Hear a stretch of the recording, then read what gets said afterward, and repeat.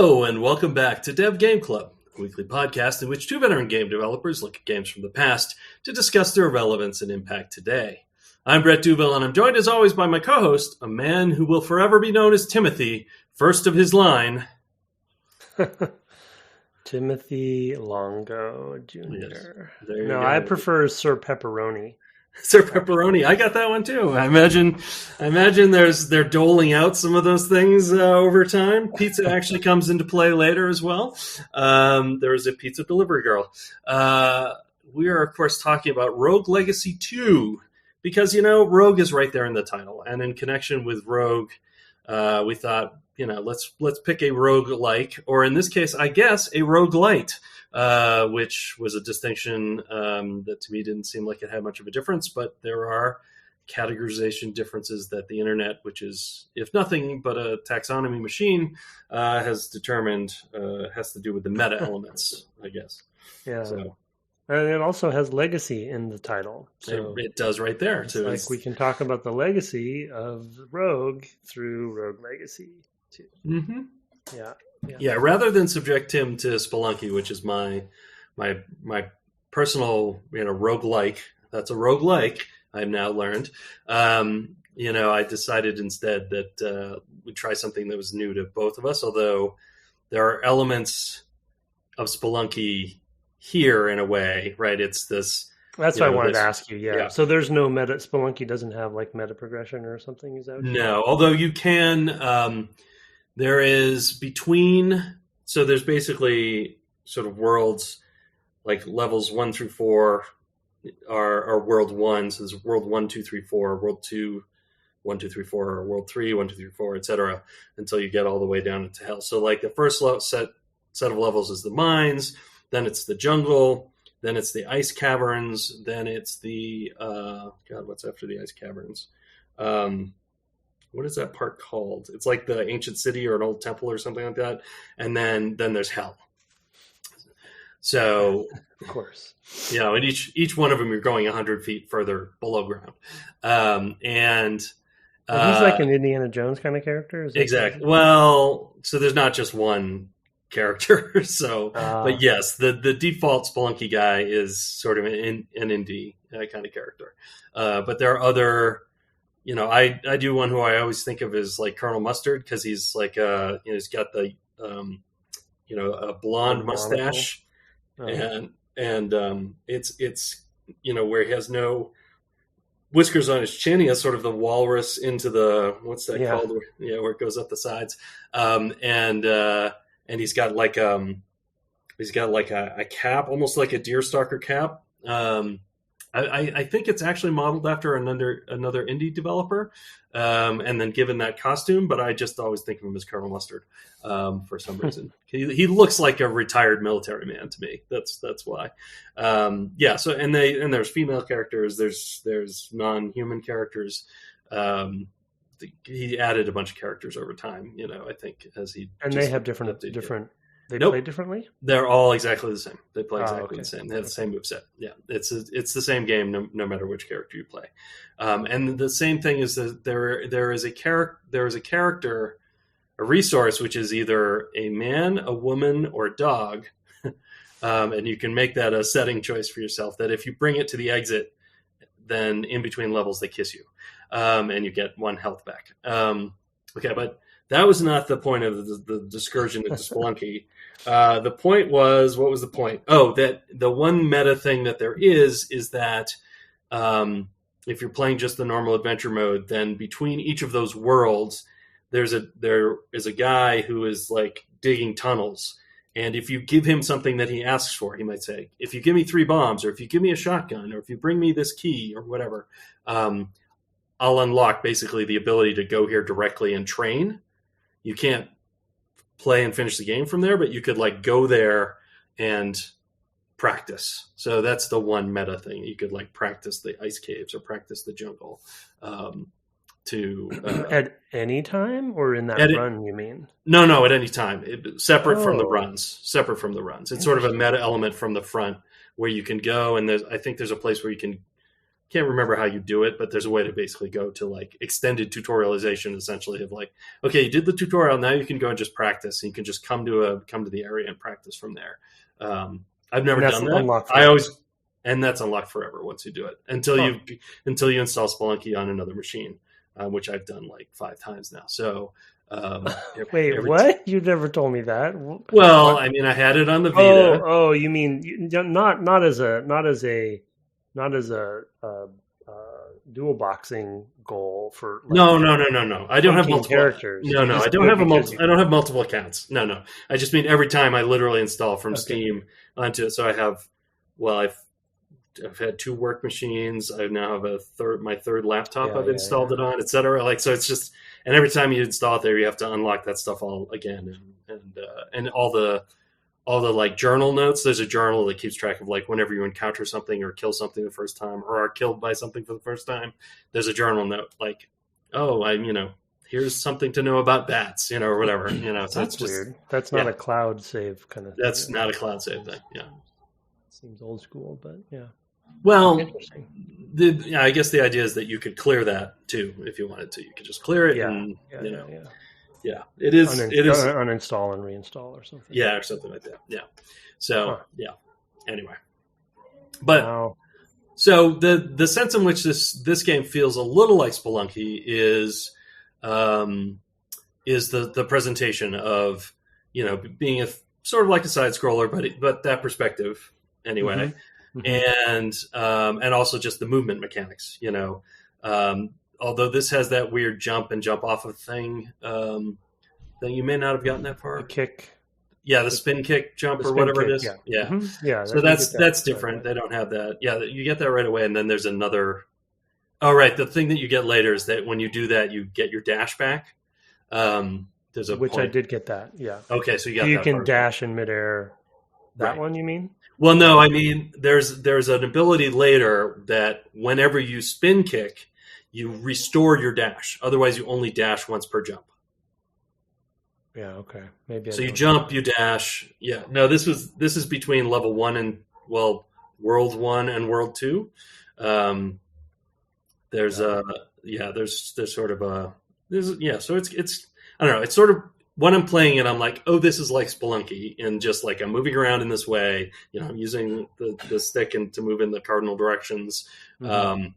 Instead of feeling top down like Rogue does, it's from the side. So that's all I know. Yeah. I was, after playing this, I was very intrigued to know more about Spelunky, to be honest, and I'm really enjoying the game. I don't know if I'll be able to have the time to commit to more of it, but I know we should talk about how much you've played, so you've taken to it. But one of the I have so many questions because this isn't a genre that I play a lot of, and right. For everyone, anyone who's listening who has played a lot of these roguelikes or roguelites or whatever you want to say, there's a bit of a recipe that is kind of, mixed and matched basically for these, right? This one does this. And like I've mentioned before, the only other one I played any amount of time on, which was probably only about 3 or 4 hours, was Dead Cells. And being a 16-bit kind of looking side scroller game, that one was very much like, it felt to me like it was wanting to be Castlevania in a way, as far as like how the character moved and how like technical it was, like very high skill ceiling. But the structure reminds me of this game as far as like there was a meta progression. There was I didn't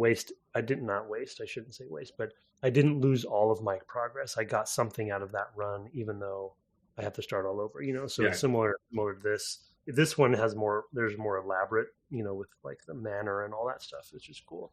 There's more elaborate progression, but there is so much of it. Is there? Yeah, that castle just gets bigger and bigger and bigger. Like I'm level 75 or something like that. So every upgrade you do is a level. Every upgrade you do your castle, I've done 75. That's wow. Yeah. And I'm like, and there's classes I haven't opened yet, unlocked yet. You can level up each of your classes so that basically there's XP for when you kill creatures, and that's like, well, your lineage has learned more about being a knight or being a mage or being a ranger or being a barbarian or whatever. I mean, I was also a cook or an assassin. There's a few others that I've seen that I haven't unlocked yet, that I'll get to eventually. It's like, I'm having so much fun with these. Like, I'm in no hurry. I opened the gunslinger last, and that's super fun too. That one I actually like a lot better than the ranger because it's a little easier to aim. Because the arrows fall off, but the gun does not. So the ranger's the one I've used the least. I've actually used it the most. Yeah, I mean, I definitely like bow and arrow kind of characters. Yeah. And it's interesting to have to kind of try to utilize that arc quickly, when you're in the middle of stuff. But it's definitely hard. So for both Spelunky and this one, do you have, because I've played so little of this one and no Spelunky, from a level design perspective, what is the procedural part of constructing the world that you're going to run through? Is it rooms that are pre-made and then they socket them together, or the rooms themselves, the elements within the rooms, like the walls and the floors and things, are those also procedural? Do you know what I mean? Yeah. In this game, it seems like there's a lot more bespoke stuff, because I think they expect you to need different sorts of skills at different times. For example, the spin jump, is definitely a skill thing, and it's meant to be used a lot in navigation, and the dash as well. Yeah. Right. And Spelunky doesn't really have something like that. Spelunky has a more pure procedural aspect, I would say. This feels a lot. Blocks. I mean, it's making the world up. Yeah, it's literally tiles. It's a tiled world, and it. Actually, Darius Kazemi once broke down from the pre PC version of Spelunky. There was a web-based version, like in Flash or something, and Darius actually broke it down and explained how the level generation worked, and it worked actually sort of similar how Rogue does, in taking the whole area of the level and breaking it into pieces, that were of a certain size, and then, although it's a different size than Rogue. Rogue basically has, and thanks to Oliver UV for sending this in, it basically has six areas, 6 spaces, and it generates or doesn't generate a room in each of those, and then connects them up, or doesn't. Every room has to be, you have to be able to get to every room. It might have secret doors or whatever, but there are 6 rooms, right, at most. And they can be of arbitrary size, but there can only be one in each, 1/6 of the screen or whatever, owing to the terminal based nature, which it was 40 by 24. So it must be, 12 and 12. And then I don't know what it is across, whatever, 13, 13, 13, or who knows how they made up that. But that's basically how that works. And then, we'll talk about that a little bit later, because Oliver sent an email sent several emails. And then, so Spelunky is more like that, except it's 16 tiles, and it doesn't you don't see the whole screen at once, the whole level at once. So, which is part of the experience, is you can't actually see all of what you're going to have to traverse. So you learn kind of how it feels to traverse the level. It kind of zigzags back and forth across those 16 and things like that. So there's things you kind of figure out, and, so there's sort of skills in reading what's going to happen in the map. And this one feels more like this feels like most of the rooms are sort of bespoke, and they're connected in different ways. And then there might be sub-procedural generation within them. Yeah, objects and enemies. Yeah, sometimes, and the connectivity of the rooms, there are rooms that are sometimes you can go out the top of this room, but sometimes you can't, and so there's a lot of that as well. There's even procedural secrets that are generated. You may have gotten to a room where you can jump up a whole bunch of lamps to get to the top to get to the treasure. Yeah, multiple times. That's an example I was thinking of, as far as okay, I've seen this. Even the lamps look to be in the same place. Yep. Yeah. No, not necessarily, because one time there's a clue that you get at some point, which is I hid a secret between the 5th and 6th lamp, and in that particular generation of that room, there was more space between the 5th and 6th. First of all, to make it more clear, and then there's a wall you can break with your magic to one side of it. Cool. So Yeah, so there were elements like that as well, where it's like sometimes you go into a room. I can remember there's also a room where there's like a trap door at the top of it and boxes inside of it. And if you jump too hard, you can destroy all the boxes, and then there won't be any boxes, and then you won't be able to get up there, right? And so the key is to not jump too high, hit it, hit that thing at just the right time, so the boxes come down. And then sometimes that room also has a secret in there, like if you inside the area where the boxes were trapped. So if you have the boxes, you can get up there and break the wall and go to the secret. Yeah. So there's some of that too. All of it feels pretty bespoke from that standpoint. Like those puzzles seems more Diablo construction as far as the procedural levels, where there's these chunks of levels that they exactly together. Yeah. And I think you could be forgiven for thinking that's how Spelunky works as well, but it doesn't. It does have some elements that it reuses, but it isn't built in quite that way. It does like a sort of erosion step, I believe, or like a random placement step of things, and so there are.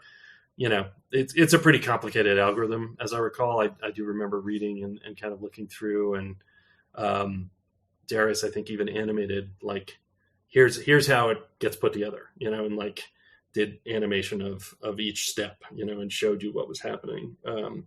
So it's super cool. That's neat. Yeah. It was really neat.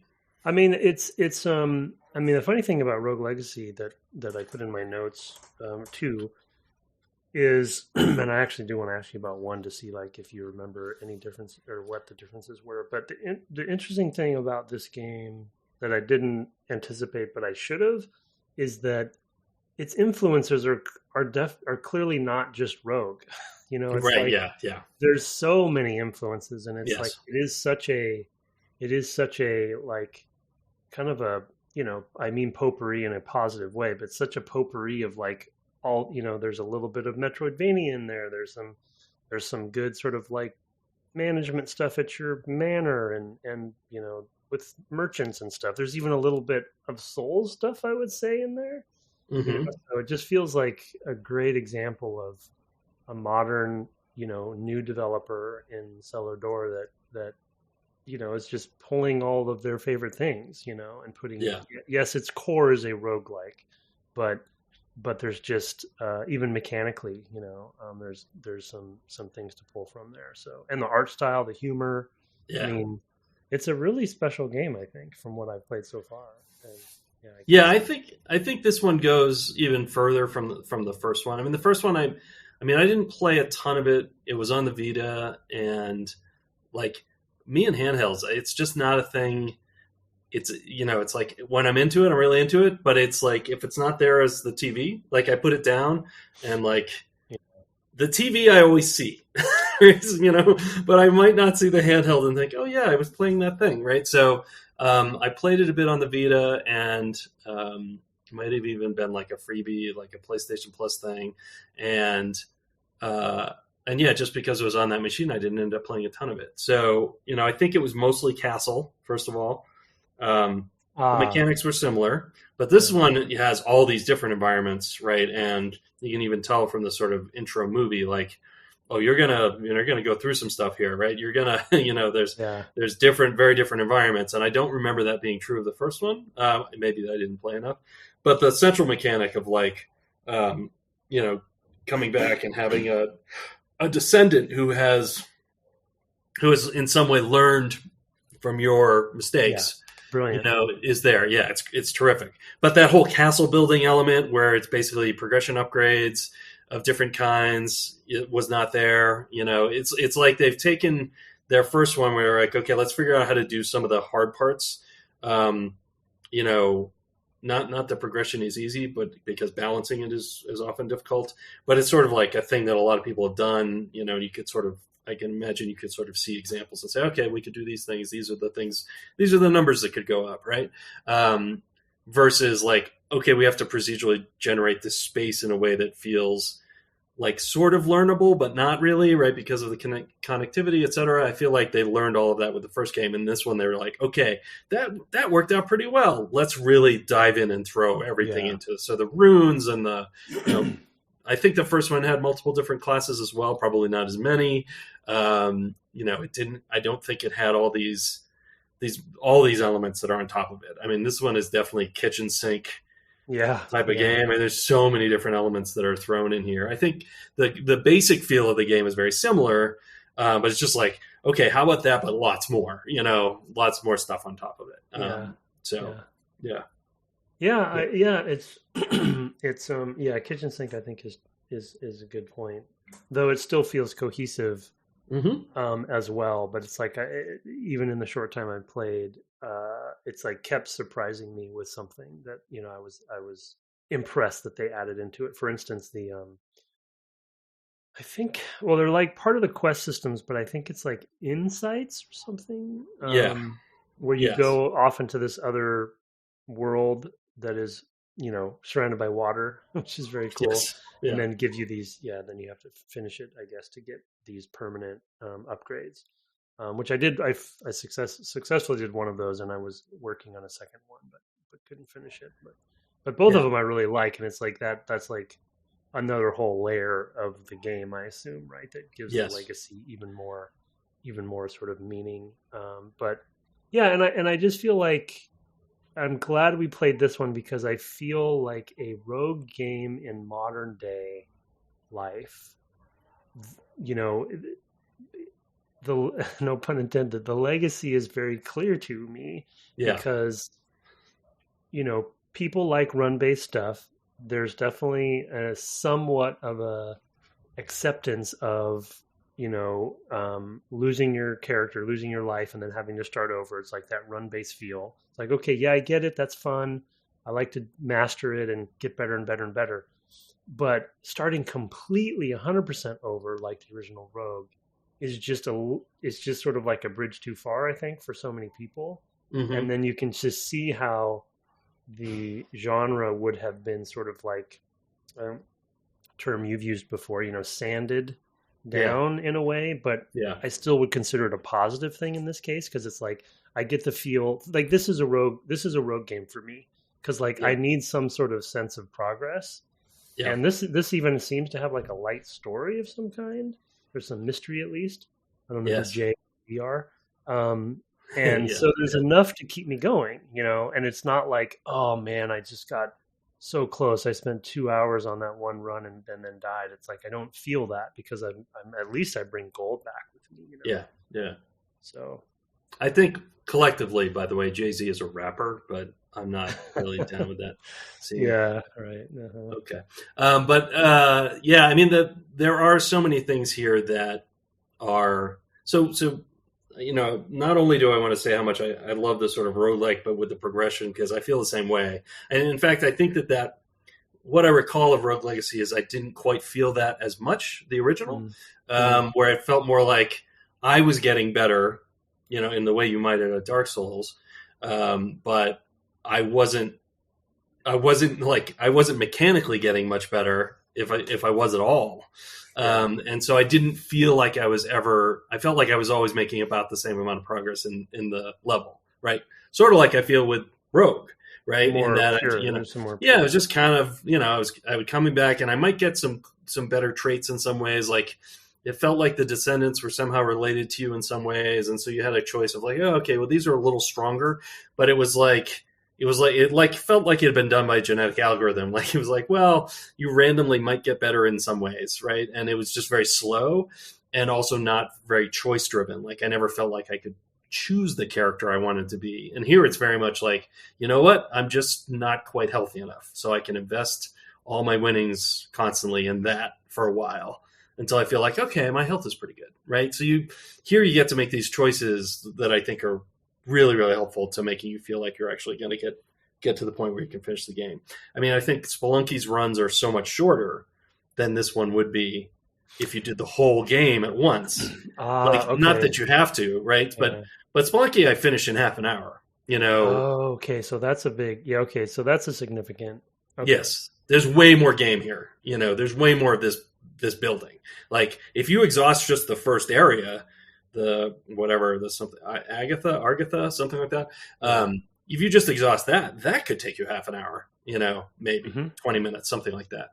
So it's like, okay, like you have to recalibrate, like, and there are how many? Like 6, 5, so you're talking about a much bigger investment if you were going to do the whole thing. Now, later on, you do get the ability to basically teleport from the beginning of the map to one of those next sections as well.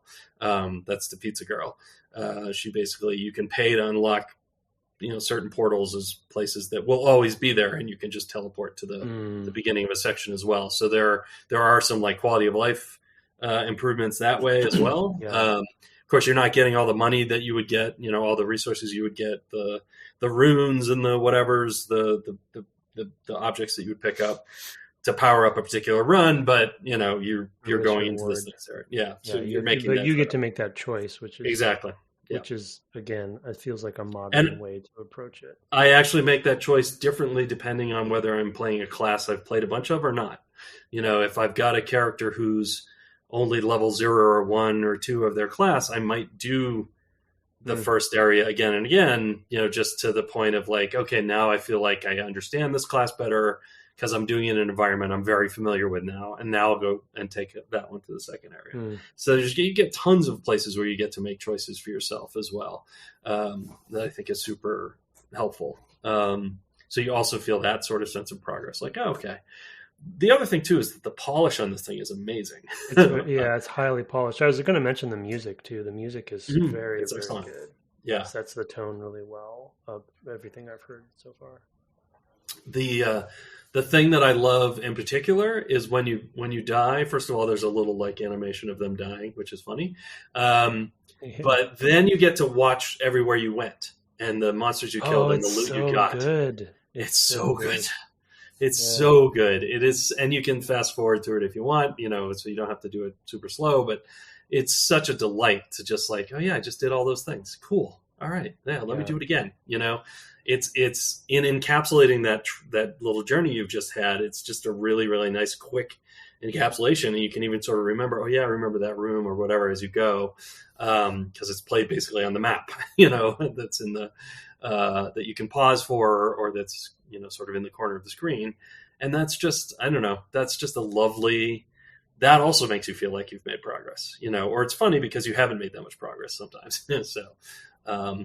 And then the humor is terrific. The traits that you get can be so funny. I love the diva is my favorite of all of them so far, where there's always a spotlight on you and the enemies, but the focus is really on you, which makes it harder to read the environment. So you actually get more money if you play with the diva trait. But then when you destroy all the enemies in the room, roses are thrown onto the screen, and I'm just like, it's so good. Yeah. And there's a cheer, and it's so wonderful. We talk about it from time to time, but it's definitely a game of yes, where yes was the answer for a lot of things, every question. And I'm also, like, in retrospect, glad. Obviously, I can't compare it to one, but I'm glad we played the second one because it also seems like a very good example of a sequel polish situation, right? Where it's like, okay, Rogue Legacy 1 did well. They got kudos for it from my third party perspective. Still a beloved game. And they got a chance to do a second one, and it was like they were able to really build upon that. And it's like a very good example of that. I guess, people were suggesting we play Hades as well. And I don't know what the structure of that one is, but I'm sure it's similarly, modernized. And now that they've announced a sequel, then I'm sure the second one's going to build upon everything. But yeah, the humor is so good. I think that the mixture, from a level design and enemy design perspective, the mixture of some of their, I guess I'll say, verbs is very good. They have a lot of variety.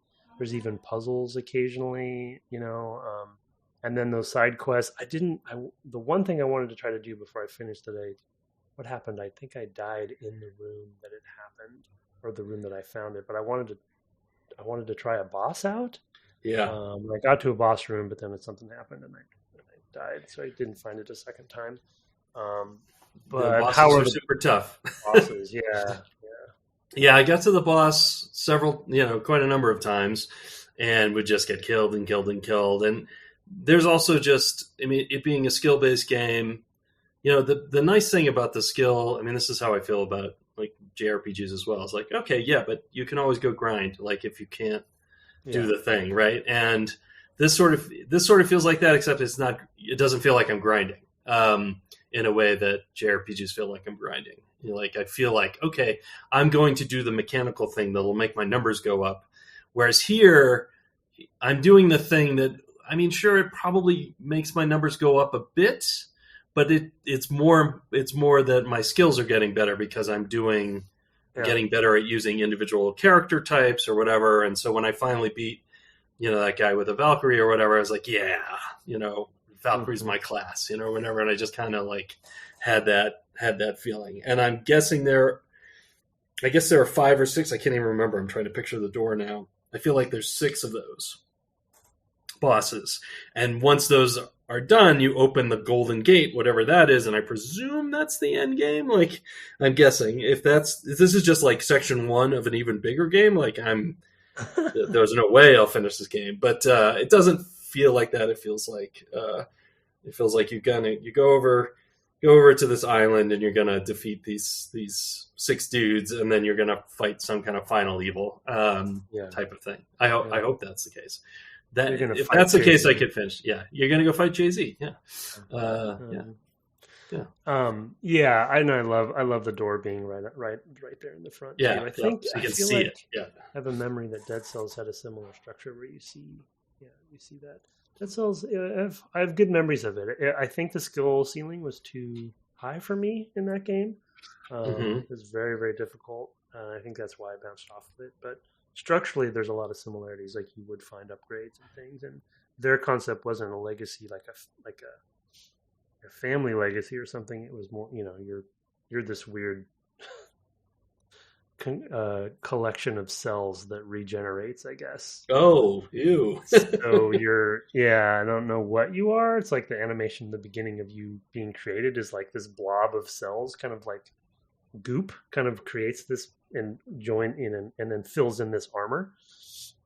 And then you run away. And so that's what happens every time you redo so I guess the concept is that you're connected. The cells are all connected in some way. But anyway, nice. I'm not an expert. Yeah. But again, it's like another device to justify in a way, right? Or at least put a wrapper around a spin on the rogue formula, which I appreciate. Yeah, no, I mean, and the theming of this one is all consistent with this, this town, and you're upgrading the castle, but as you upgrade the castle, you're also upgrading the town, which goes to the docks go to the dungeon, right?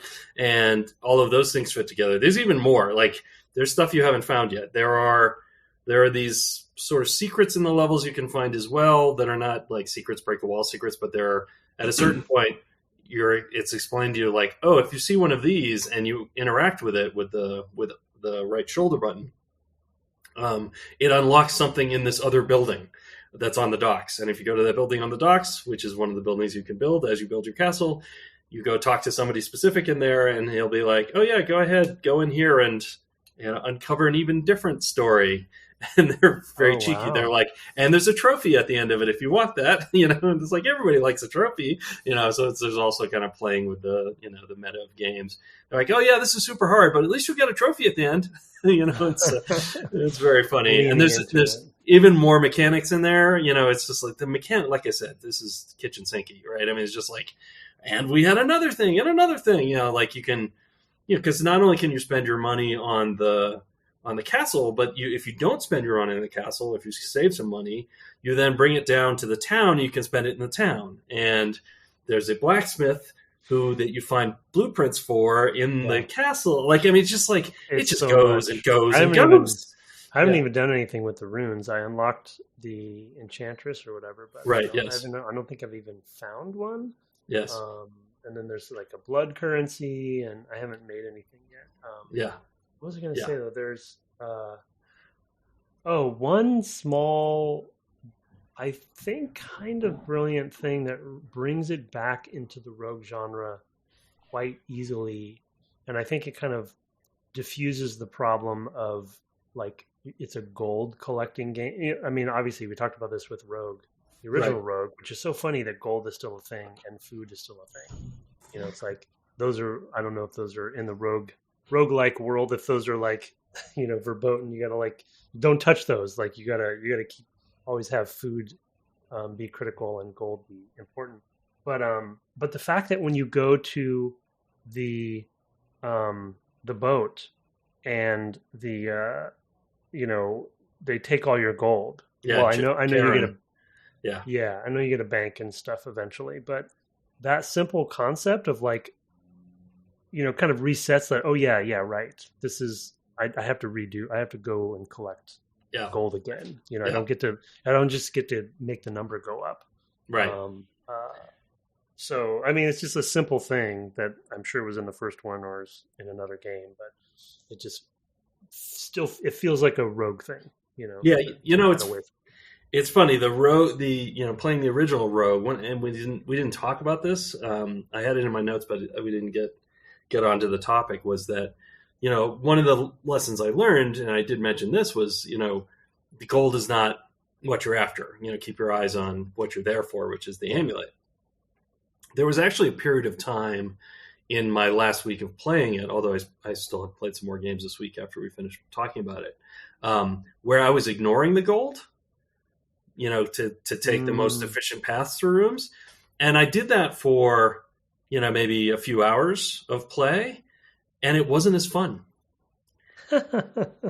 It's really funny. It was psychologically, I knew rationally, like, steps taken to pick up the gold are wasted, right? I'm, at least as far as the mechanics go, there was no, there was a score keeping aspect to the gold, but that was it, right? Yeah. And so I was like, well, I don't really care about that. I want to get the amulet and get out, so I can just skip the gold. And after, doing it for a couple of hours, I was like, and then I went back to picking it up, and it played better, despite the fact that it was really meaningless to me in a rational sense. It still there was an emotional impact there. So, so I felt very much like Humphrey Bogart at the end of Treasure of the Sierra Madre, but it was definitely like, well, I guess I'll play getting the gold then, because turns out I enjoy it more, even though I rationally don't feel like I should.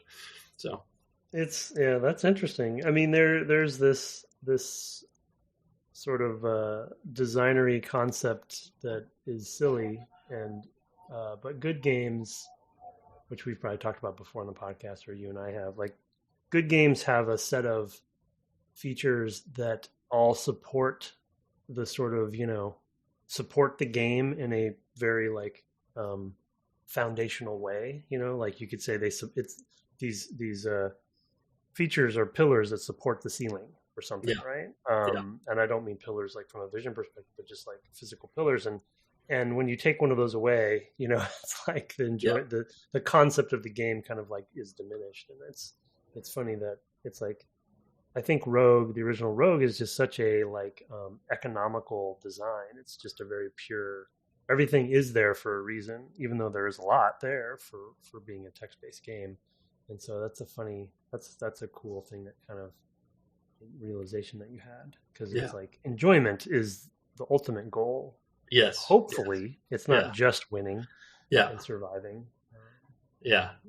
I mean, I don't know if I'll ever beat the original Rogue, because just knowing that I'm not willing to make that sacrifice. I'm like, I'm making the game more difficult for myself. I know that. Like, I know that that's the case, because I know it takes extra steps to get all the gold, and so I know, I mean, in most cases, I'm sure there's, some rooms where the gold just happens to be on the best path through the room or whatever. But in general, you're going to have to take some extra steps to do that.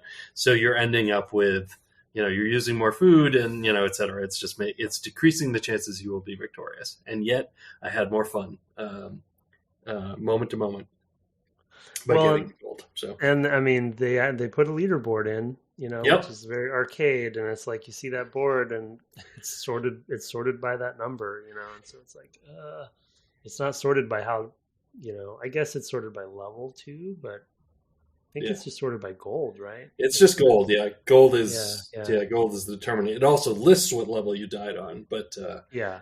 yeah. So I mentioned this in pre-show to Brett, but just to say it on air, we do have a friend that I found out this week. We do know one person who finished it officially, legally. Yeah. Guest Um, of the show. yeah, he was on the show, and ironic, it was Darren Johnson, he's a friend of ours, who's a game developer, and he came on for our TIE Fighter series. And if you recall, for those who listen to those, he told a story on that where he's probably the only person in existence who actually was able to defeat Darth Vader, even though Yep. that ship was supposed to be invulnerable. He found a way to exploit it because he was a tester at the time. So it's not surprising to me that he beat Rogue. And I forgot to mention another thing in pre-show, Brett. The two keys he said for him on that final run was finding 2 rings of slow digestion, which I didn't even know was a thing, but it makes sense because in our last episode we talked so much about how food is the real resource. And then the other thing is he got lucky with something like 5 treasure rooms along the way. Ooh, yeah. It was a number of them. And, and it's like, I've only seen, I think, 1 treasure room the whole time I was playing. So yeah, I mean, it's luck of the draw, right? Yeah, it's the deck is very stacked against you in that game for sure. Yeah. He confirmed Dragon for me too. Yeah. But you found that out too. Yeah, I looked that up. I looked up a lot about the game afterwards because I was like, are there any strategies I'm missing? Things like that. Are there things that I haven't, thought about? I read about the Scare Monster scroll and how that worked, and learned about how it was an emergent property that you could use it to basically kill monsters with impunity, which is super cool as well. I mean, it's just, yeah, it's so unplanned design. An unplanned thing. Yeah, it just kind of emerged from the systems they had in place. It's a very remarkable game, and it was very iterated on as well. I should point out. I learned that as well, that it was definitely a game that they iterated on a ton. And the impetus to make it was to make something that they could make a game that they could then enjoy playing, which they didn't feel was the case with adventure games, like text adventures, because you knew how the text adventure game was meant to be played, so it wasn't any fun to play it. Oh. So they were trying to make a game that they could play. They would make games for each other that were adventure games, and it was fun to make an adventure game for the other person, but that, they wanted a game that they could make and then play themselves. Sort of endlessly. Endlessly, yes. So, yeah. So that's how they ended up where they ended up, which is also super interesting. Yeah. Which, I think is definitely another thing about the roguelike. You can imagine, making the game where it's like, because of the procedural natures and because, in the case of that specific example, the difficulty that the challenge was there, and the randomness meant that it was a puzzle of how you were going to take what you got and complete the puzzle each time, if you were going to complete it at all. So kind of amazing.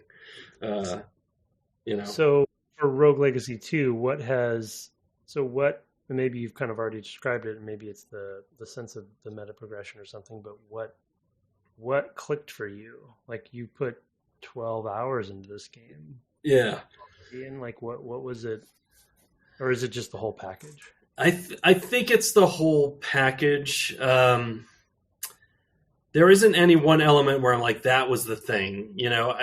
Although I do think the point at which I was like hooked was when I got the diva trait and was like, oh my God, that is so funny. And just, it's a similar thing that happened, as I mentioned, with Spelunky for me, was that having a run where just something really hilarious happened, some physical comedy. This was sort of similar. It was bespoke comedy, but when I saw how far they were willing to take that, I was constantly on the lookout at that point and playing traits purely because they looked like they would be funny. I mean, you can have dwarfism or giantism as well, or other traits. You can have the one with synesthesia. I don't remember what that's called. You can be a clown. which is funny. Yeah, I saw You the know, clown, but I didn't play it. What does the yeah, clown do? I don't Okay. remember Yeah. what the clown specifically has. It might be something where it might be the one where you basically environmental hazards do more damage or something like that. It's like you're pratfalling, I think, is the Oh yeah, idea. you're clumsy or something. Yeah, something along those lines. But I mean, all of these things. I got at one point. I had synesthesia and old timey were the things that I had. Old timey meant the whole game was in sepia tones. So I was effectively colorblind, which is another thing you can have. But I was colorblind, but with sepia tone, and I had the synesthesia effect at the same time, which was amazing. I mean, it just Yeah. looks so neat running around in this world. So it's a lot of it is that sort of cleverness and being constantly curious what else they've got. Like there's Mm, there's a certain element of like, okay, I've seen this much and I'm only into the second area. Like yeah. how deep does this go? Yeah. Just funny because although Spelunky I think has kind of endless information about it, I learned listened to a podcast today about Spelunky that I didn't know, and so it's like there's still things I don't know about Spelunky. I've read Derek Hughes' book. He wrote a book for Boss Fight, who hooked us up with Sebastian Deacon. You remember about the Final Yeah. Fantasy VI music. They're in their first or second series. They had Derek Hughes write about Spelunky. It's a great read, So if you're interested in the building of these things, totally worth reading. But yeah, I mean, there's a lot of stuff in there that I learned. Like there were things that I knew, but I wasn't kind of in the zeitgeist of the game. I started playing it so much later than everybody else, on a regular basis that I just didn't. I didn't know about some of the lore of the game that people had gotten into. There's a whole thing with this eggplant that I still don't really understand how you do it, but it basically involves like really good luck in the roll in terms of having a situation arise on a particular level, and if it happens there, you can take the eggplant all the way to hell. I guess like the problem with the eggplant is that you are a pacifist while you're carrying the eggplant, and you can't carry two items between levels. So there's a point at which in order to get to the next level and have the eggplant, something special has to happen. And again, this is the part where it breaks down for me.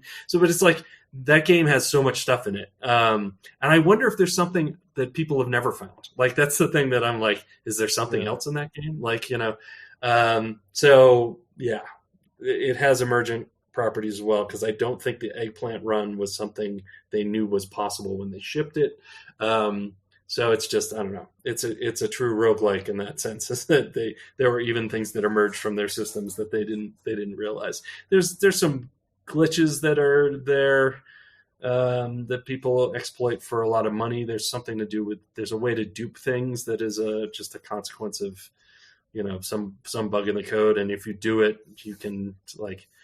It's the reason why I've been in the top 10 in the world, but never number one, is because there are people who have, my runs are like 350,000 gold or whatever, and their runs are like 4 million. And I'm like, well, they're clearly doing something. Like there isn't that much money in the game, to get that far. So anyway, endlessly deep game.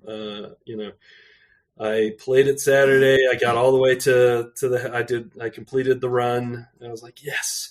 Could be starting my turkey today, and then died in like the second level yesterday. So that's what Spelunky is like for me. Yeah.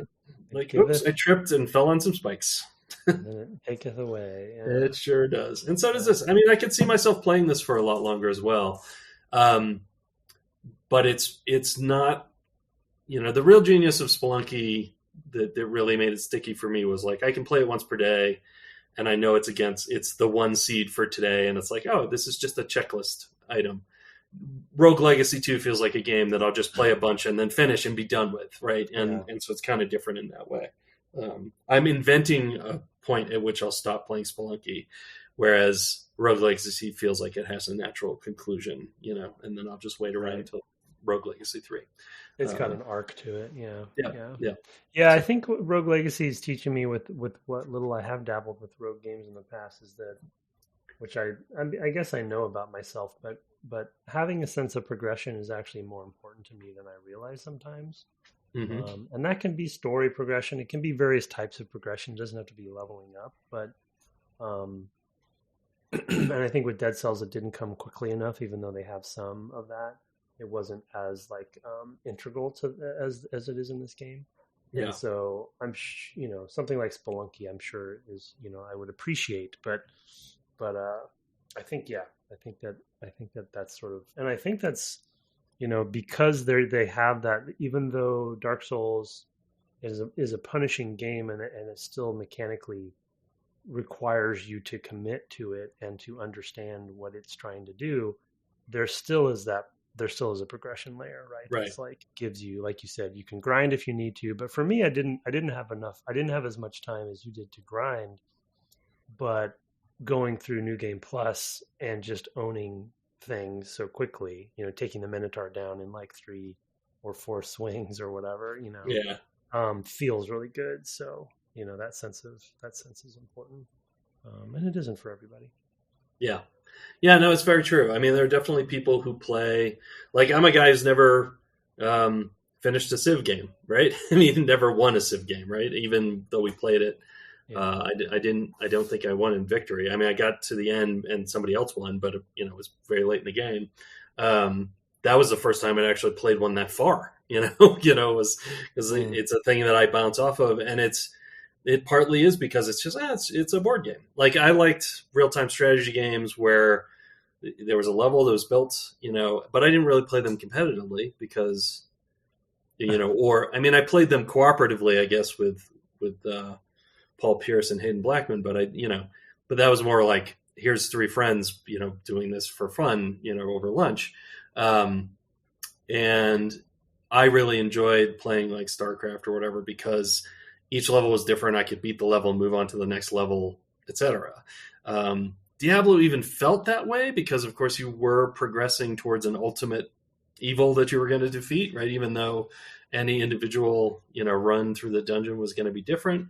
The progression and the endpoint is typically very important to me as well. And I think that's in part why I've had to invent one for myself for Spelunky, is just because to know there is a time when this ends. Is important for me as well. I mean, I like narrative games too, right? I mean, I like a story, and part of that is because it has this structure of, beginning, middle, and end. And I've been in my end game of Spelunky for so long now, where I know pretty much everything about the game.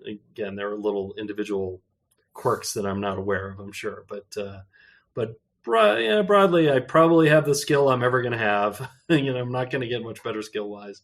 So I've invented an ending for myself, and I do appreciate with this game that there is an ending. It feels like there's an ending. There are bosses. There are boss battles that you're going to get better at doing, and you probably won't beat them the first time ever. But you'll go in, you'll be like, oh, okay, I see. You'll learn the patterns. You'll get better at them. And you'll beat that boss eventually, and then you'll go back, and do it again. That feels very Souls-like in that exactly. way. Yep. Yeah. Well, yep. I think your point. You're also, I think in lieu of something with those sorts of goals in mind, your point about Spelunky being like a bite-sized experience is pretty. Because I think that I felt like that was Rogue as well. Like a Rogue is like a run. It can take. I mean, I didn't get to level 19, but it was very much like one more run, but each I could stop anytime, right? And or I could just do one and it's over and done and you see what happens. So as soon as you add some of those goals and progression in, it is more, it does, the mentality is much more of a commitment, long-term commitment. Yeah, for sure.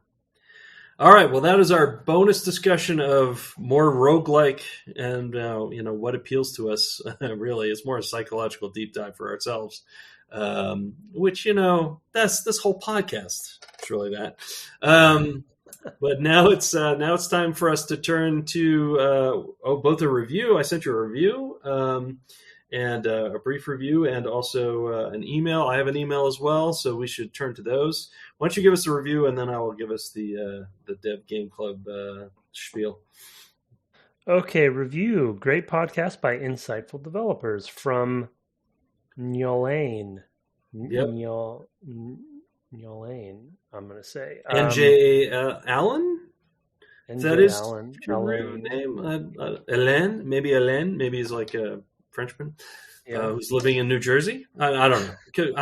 I've come up with a whole story for this guy. Yeah, I feel bad that it's taken me so long to write this review. I listen on Overcast, so writing any review is a bit inconvenient. As a gamer and ancient developer, he has in parentheses, I really appreciate their insight into the game development process. I don't know what else I can add except that if you're interested in game design, listen to this podcast! Exclamation point. Thank you. Thank you very We much. appreciate it. Yes, very we much. We are also ancient developers. Yes, that is for sure. Tim especially. He's been in development longer than I have. I actually didn't even mention it, but 2 weeks ago and a day from when the podcast comes out was my 25th anniversary of being in games. Snap! Yep, January 3rd, Wow, 25 years. So, yep, that was first quarter century down. Just 3 more to go. I'm not sure that's how that's going to work. Not going to make it. Yeah, that's probably not going to happen. All right, I have here an email sent to devgameclub@gmail.com. I've stitched together some bits here, but I mentioned earlier in the episode, Oliver sent us a long series of emails. So I've taken most of the first one and then some PS stuff that I've thrown in, and then I'll have a plug at the end. Anyway, from Oliver of the subject is Rogue. He says, hello. For anyone who wants to dive into traditional roguelike development or procedural generation, I strongly recommend checking out the Roguelike Celebration Conference. They have talks from previous years on YouTube, very worth watching. Talks range from game design to coding techniques to history, etc. If it's interesting to a roguelike fan, it's discussed. There's also an international roguelike developer conference, which hasn't been held in ages, but has great talks on YouTube as well. Now, here are my recommendations for people who want to jump into the genre or for your own bonus game episode if you choose to have one. Yes, we went a different direction there. 1, Brogue. These are all games, by the way, I had heard of but have not played. But I'm familiar with the titles. Brogue, one of the better takes on the classic rogue concept. Makes fewer changes than most other traditional roguelikes, but its innovative map generation, in addition to slightly more interesting weapon mechanics, makes it a great one if you want rogue, but, quote, just a tiny bit more. 2, Caves of, I'm guessing this is pronounced Qud, it's Q-U-D, the best traditional roguelike, in my opinion. Open world, mixes handcrafted content with procedural content. Some of the best writing and aesthetics of any roguelike. Excellent pixel art in the non-ASCII tiles UI mode. Very unique setting inspired by Gamma World and Dying Earth type literature. Post-apocalyptic but full of indomitable life. And then finally, Cogmind broke new ground in slick UI and animations for ASCII-based roguelikes. Incredible visuals. You're a robot that can modify its own body. I haven't played this one, though. You can see talks from the devs of these games on Roguelike Celebration and or RARDC. Keep on rocking. And then I just want to add that Oliver wrote a few other emails with some links and specific talks that he recommended from the Caves of Qud folks, and then he had one from the putting together puzzles across multiple parts of a level from the Roguelike Celebration, like so that you would have actual puzzles, but would span kind of the multiple sections of the screen. And then Michael Bro, that was the name. I don't know if it was last week, that I couldn't remember, who made 868 Hack, which is also the title I couldn't quite remember. He makes roguelikes as well, usually very compact and interesting mechanically. And he's made a bunch of stuff for iOS and probably Android as well. He's somebody who's been, in the indie sphere doing this sort of thing for at least a decade. So I will put those links in the show notes. But I wanted to also plug the Discord because he and Mystery Dip have been talking about procedural generation in roguelikes there. So if it's something that tickles your fancy, it's interesting seeing them. And actually some others have chimed in about that. I recommend it. So it's fun. There's sort of like a community game dev channel or something like that, where it's people in the Discord community talk about their own either games that they've made or games that they're working on or parts of games they've worked on or what have you. So it's fun and vibrant. A plug for the Discord there. And thanks to Oliver. All right, I'll throw it over to you because I think I gave you a relatively short email. Yeah. Happy holidays from Moss Neotech. Hello, Moss. Hey, Tim and Brett. Hope everything's been well and hope you enjoyed the holidays. I was listening to the recent interview with Ian Millam, and he used the a phrase called kit bash to describe one of the devs who worked on Dead Space. And I had no idea what he was talking about. I don't know that term. I have looked it up, but even then, it seems like industry jargon that bebothered and confuscated me, and probably some others. Can you walk me through it? Remember, we're not all steeped in your institutional vernacular. With love, Moss Neotech prototype. Yes, thanks to Moss for his patience. He sent this before the holidays, and at the end of the year, I tried to clean out the mailbox, and I accidentally filed it away. And he sent a mail saying, "Hey, I thought I sent you a mail." I said, "You know what? You did," and I filed it. And my apologies. So apologies, Moss. Kit bashing. So it's actually funny because I first heard this working on Bethesda games. They use the term there. Basically, they make a kit, quote unquote, is a bunch of pieces of a level, and you just combine them in interesting ways. That's kit bashing. So you might take multiple kits. For example, you might have, say in Fallout 3, for example, you have sort of like the broken up pieces of some building, the interior, like, toilets and desks and lamps and whatever, and maybe piles of garbage and things like that. And then you combine those in interesting ways to make a new space.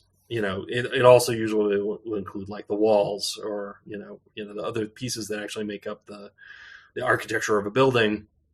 And you could just take those pieces and recombine them in any number of different ways. I know, for example, in Skyrim, there are some rocks that are like, that you'll see jutting out of the ground that are actually much bigger models that are just like, you're just seeing part of. They're just sticking up out of the ground at some angle to make it feel like there's a different rock there. And it's actually a rock you've seen a dozen times. It's just rotated in some way that you haven't seen it yet, and you're just seeing a part of it. That's also kind of a form of kit bashing to make the terrain. And if you look at Bethesda games, you'll see a lot of kit bashing, in that way. And in fact, I guess the tools that are in Fallout 4 to make your own camp are basically sort of less freeform. Yeah, they're basically less freeform kit bashing. Kit bashing with snapping. Yeah, they basically snap the kit pieces together for you. So yeah. I mean, we used it at Lucas. I'm surprised you hadn't heard it up to. I hadn't heard it. Used it on Republic Commando, but I might not have been in those conversations. Maybe, yeah. It's a bit of a can be a bit of a controversial topic with our art team sometimes, because it can have a sense. There's a sense for some people, which I think is unfair, that it's not cheating, but sort of skipping some of the compositional steps. But I mean, it can be anything, like any object that wasn't meant to be next to another object or connected to another object to make a new experience is a kit bash, really. I mean, Moss, if you looked it up, you might have found this, but I thought the term actually came from plastic model hobbies, where people would take, they would get a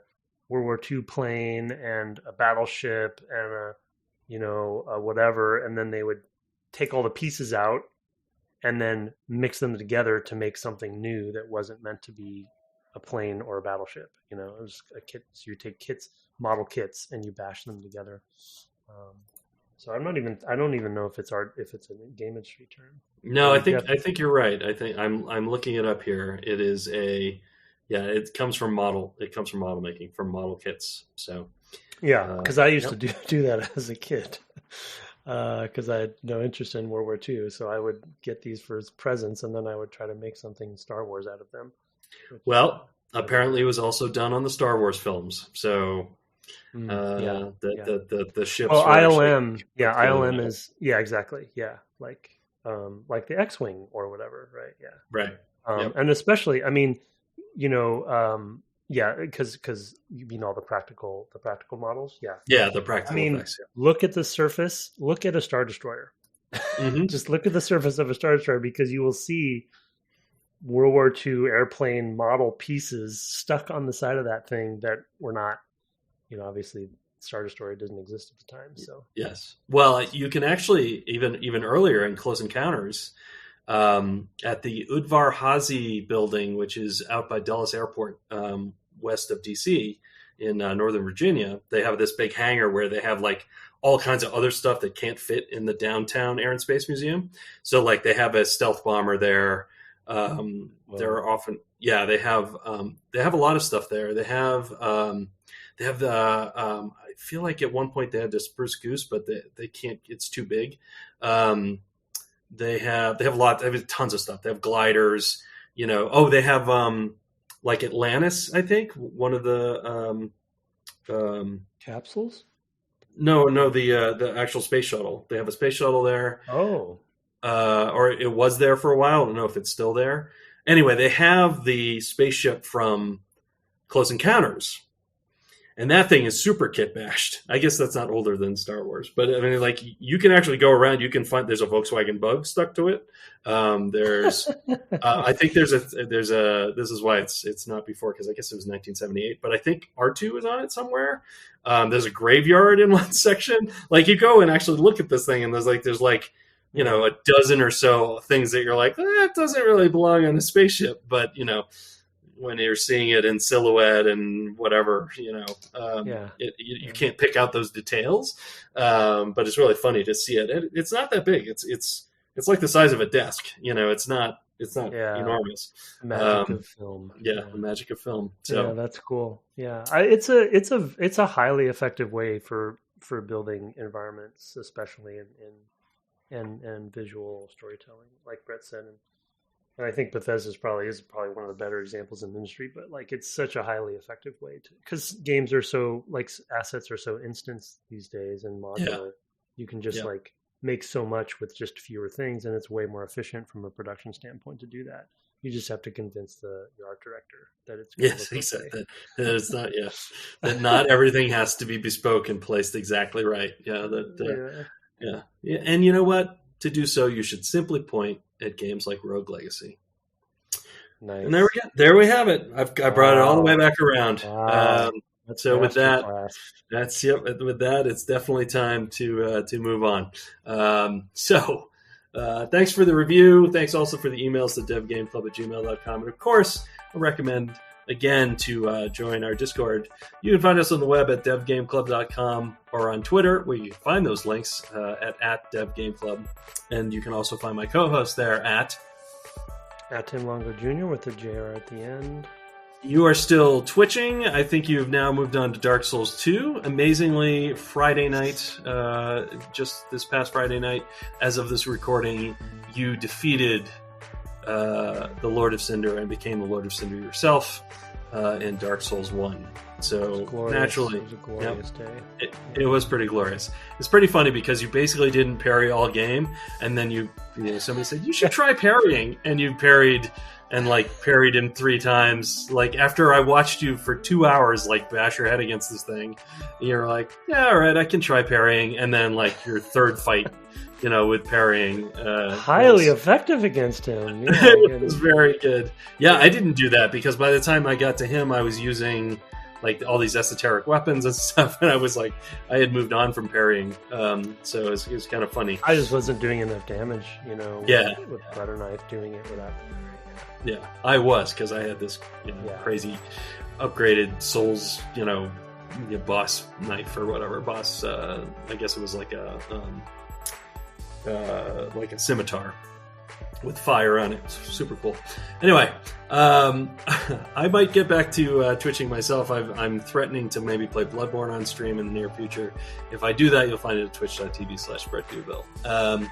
Our intro and outro music was written and performed by Kirk Hamilton, commissioned by friend of the cast Aaron Evers, and our logo and merch store are by Mark Garcia. You can find a link to that in our Twitter feed as well. Have fun continuing your lineage this week, and good night. Good night.